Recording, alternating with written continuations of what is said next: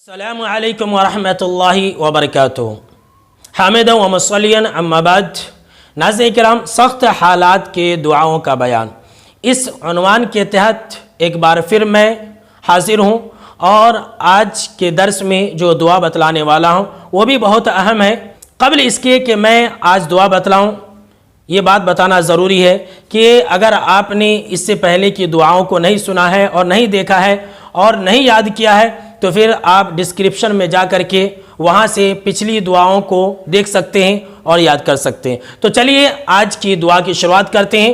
آج کی جو دعا ہے ناظرین کرام، آپ صلی اللہ تعالیٰ علیہ وسلم نے فرمایا اس دعا کے بارے میں کہ جو انسان غم کے اندر مبتلا ہو، جو انسان پریشانی کا شکار ہو، وہ انسان اس دعا کو پڑھے۔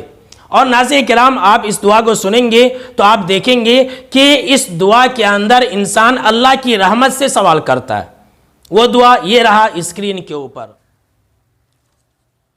اللہم رحمتک ارجو فلا تکلنی الی نفسی طرفۃ عین واصلح لی شأنی کلہ لا الہ الا انت۔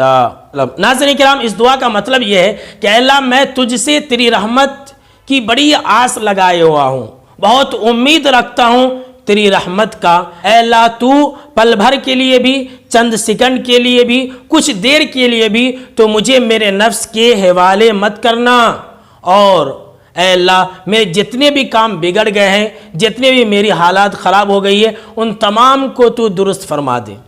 کتنی بہترین دعا ہے ناظرین کرام۔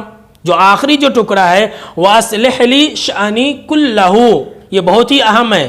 اس دعا کا مطلب ہی یہی ہے، اے اللہ تو میرے جتنے بھی بگڑے ہوئے کام ہیں تو ان تمام کاموں کو درست فرما دے، تیرے علاوہ کوئی معبود برحق نہیں ہے۔ تو کتنی بہترین دعا ہے ناظرین کرام۔ میں امید کرتا ہوں کہ آپ اس دعا کو یاد کر کے خود بھی عمل کریں گے اور دوسروں کو بھی بتائیں گے۔